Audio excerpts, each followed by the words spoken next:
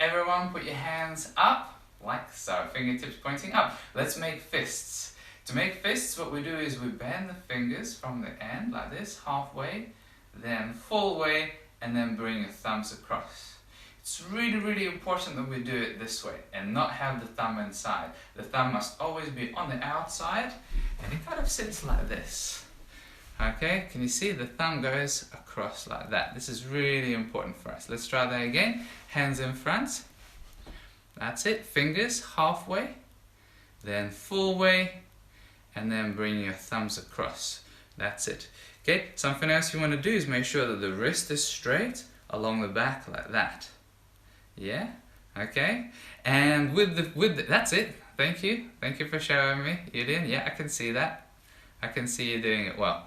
Okay, so ideally you want to make sure that there is as little air as possible in your actual fist. So it's like really, really tight.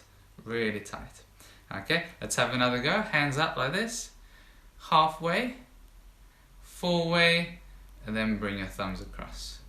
Good. Okay, so now what I like you to do is extend your fists in front, like this, pointing forward. We're going to tense our fists and squeeze them as tight as possible. Imagine that your hands become as hard as rocks, you know? So that's how much force and power you need to put into this. And as you do this, remember not to bend your wrist. You don't want this. We want to keep the wrist straight along the top. Let's have a go. Ready, set, go. Tense as much as you can. Tense, tense, tense. 5, 4, 3, 2, 1, and relax and shake them out. Alright, good. Let's have one more go. Hands in front. Let's see if we can go even stronger. Ready, get set, go. Tense. 5, 4, 3, 2, 1, and relax. Okay, good. Now what I'd like you to do is I'd like you to turn to the side so that I can see your wrists.